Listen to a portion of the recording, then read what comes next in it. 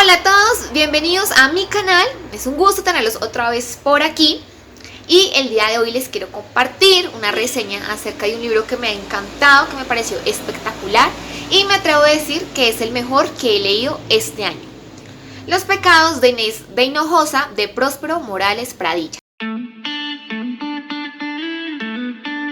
Pero iniciemos hablando un poco del autor.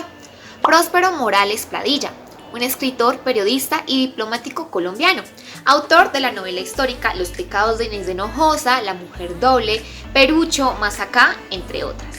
En 1983, Próspero Morales Pradilla inició su investigación acerca del siglo XVI.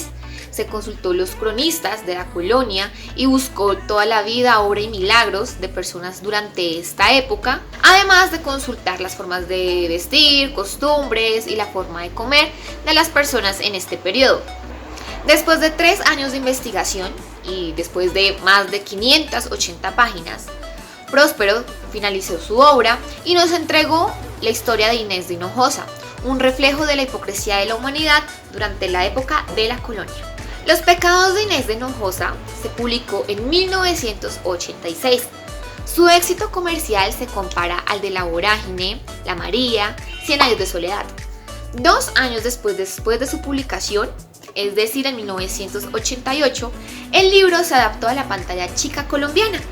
Se creó la novela Los pecados de Inés de Hinojosa, protagonizada por Amparo Grisales y Margarita Rosa de Francisco. Esta novela fue un hito en Colombia porque era la primera vez que se transmitía un desnudo en televisión nacional. Esta novela abrió la boca de todos los colombianos porque estamos hablando de escenas lésbicas. Los pecados de Inés de Hinojosa se dividen en... El libro de los pecados de Inés de Hinojosa se divide en 3 partes: el bailarín, el encomendero y el árbol. El libro se ambienta en las poblaciones de Carora, Pamplona y Tunja en el Nuevo Reino de Granada en los años 1565 y 1570, que actualmente estos territorios corresponden a Venezuela, Santander y Boyacá. Y bien, la historia comienza en 1561 con la muerte de Lope de Aguirre en Nueva Segovia, Venezuela, cuando Fernando de Hinojosa apuesta a su hija Inés a Pedro Ávila, quien termina convirtiéndose en el esposo de la joven, ¿sí? Los recién casados, Inés y Pedro, se trasladan a Carora, Venezuela. Allí, Inés descubre la verdadera personalidad de su esposo, quien resulta ser un maltratador y un hombre que le gusta el sadomasoquismo, pues maltrata a Inés durante las relaciones para poder sentir placer. A la pareja de recién casados se le suma Juanita Hinojosa, prima de Inés, pero es realmente su hermana paterna, y la Torralba, una cocinera que se consiguen, y estas 3 mujeres, Inés, Torralba y Juanita, terminan siendo cómplices en los planes que va planeando Inés, y así digamos que ellas se conducen entre las 3 a ese trágico final al que llegan. Cansada de los maltratos de su esposo, Inés ve en Jorge Boto, profesor de danza de Juanita, un mujeriego que escapó de su tierra por líos de faldas, una posibilidad de poder separarse de su marido Pedro Ávila. Por esto, Inés seduce a Jorge y lo convence de que mate a su marido, cosa a la que accede Jorge. Aunque esta muerte, este plan, desencadena de ahí para adelante una serie de hechos que Inés no puede controlar, ¿sí? Finalmente Inés ya no puede controlar lo que está sucediendo, aunque también la llevan a convertirse en una mujer fría, manipuladora, calculadora, capaz de superar sus propios límites y sumar cualquier pecado a su lista. De verdad no quiero dar muchos detalles del libro porque considero que realmente vale la pena leer. De verdad la historia es súper entretenida, o sea, ustedes pueden creer que yo les conté todo en lo que acabé de decir, pero les aseguro que no es ni la mitad del libro. O sea, es increíble todo lo que va sucediendo y cómo un hecho va desencadenando otros y que Inés ya no los puede controlar, y es increíble cómo se involucran todos los personajes alrededor. Así que dejemos hasta aquí el pequeño resumen del libro. El libro está ambientado en el siglo XVI, lo que requirió una reconstrucción histórica de este periodo. Pradilla nos sumerge en la expansión del Imperio Español en un periodo posconquista, ¿sí? Cuando se estaba estableciendo la administración política y se realizaba la conversión religiosa de las poblaciones locales. En esta época existió un caos causado por la matanza que generó las guerras, la viruela, ¿sí? Por la llegada de los viracochas. Además de que en esta época se estaba buscando dejar atrás la idolatría, la barbarie y el canibalismo a través de la creación de una América española, ¿sí? No olvidemos qué pensaban los españoles acerca de las poblaciones que estaban aquí, ¿sí? Nosotros no teníamos alma para ellos. Entonces hay que tener muy en cuenta estos elementos para entender qué es lo que sucede con los pecados de Inés de Hinojosa, porque Inés es descendiente de indígenas. Entonces eso tiene un fuerte impacto en la vida de Inés. También es importante recordar que era en esta época la iglesia quien hacía la regla, ¿sí? Ellos dictaban las normas, juzgaban y castigaban.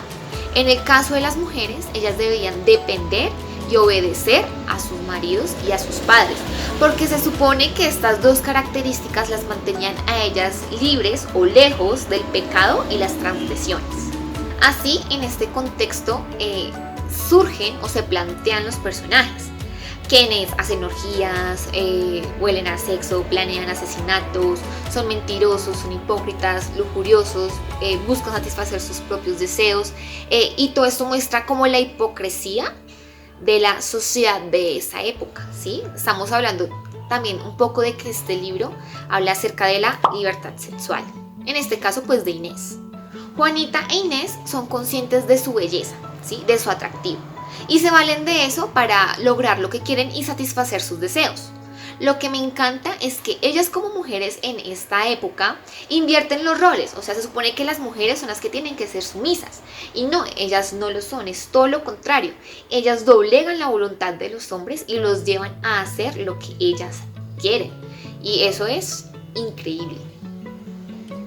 Esta obra representa también una parte de la rebeldía para no seguir lo que es moral, para decidir sobre su propio cuerpo y realizarse como uno quiere, ¿sí? Entonces ellas no permiten que sea la iglesia, sea su esposo, sea su padre quien decida sobre su cuerpo. No, ellas toman el control de sus vidas. Inés es una mujer que si un hombre no está ahí para complacerla, ella se busca automáticamente a otro, ¿sí? Ella toma las riendas de su vida, ella decide cómo y con quién se realiza. Es una mujer que la sociedad trata de ocultar para no mostrar como esa libertad que puede tener la mujer. Ella es un ejemplo de esa libertad que uno puede alcanzar. Ella toma importancia de sí misma, ¿sí? Ella es consciente de su sexualidad, ella es consciente de su tiempo. Y creo que todas esas características son las que la hacen un personaje increíble, ¿sí? Las que hacen que esta historia sea como ¡pum!, que te atrape, ¿sí? Inés y todo lo que ella es capaz de lograr es lo que lo atrapa a uno y lo que lo envuelve en esta historia. Esta obra de los pecados de Inés de Hinojosa ha recibido varias críticas debido a que en ella no se muestra el complejo tejido social de la América española, sino que más bien hace parte de la nueva novela histórica, porque introduce la realidad a la ficción para enfrentar el presente con el pasado y cuestionar así los discursos que habían en ese momento, ¿sí? Recordemos que este libro está basado en hechos reales, pues Inés de Hinojosa fue una hermosa mujer venezolana que fue condenada a la horca en Tunja en 1852, luego de ser culpada por el asesinato de sus dos esposos con ayuda de sus amantes. Se dice que Inés fue una de las mujeres más importantes de la colonia debido no solo a su belleza, sino también a los actos que giraron en torno a ella, ¿sí? Por cómo ella logró alterar la sociedad con sus acciones. De hecho, se dice que cuando ella fue juzgada, se quiso dar un castigo no solo comparable con su belleza, sino también con la libertad que ella demostraba tener, ¿sí? Con esa libertad a la que temían los españoles de los indígenas. La historia de Inés de Hinojosa es utilizado como ejemplo moralizador, ¿sí? Como el castigo que pueden recibir las impuras y las prostitutas. El recuerdo de Inés persiste en Tunja, Boyacá principalmente, gracias a la memoria y a la literatura. De hecho, muchos analistas de la novela colombiana dicen que muy posiblemente Inés de Hinojosa no haya existido, sino que sea simplemente eso, un personaje que fue creado para dar ejemplo de las cosas que te pueden suceder si tú haces cosas malas en la época de la colonia.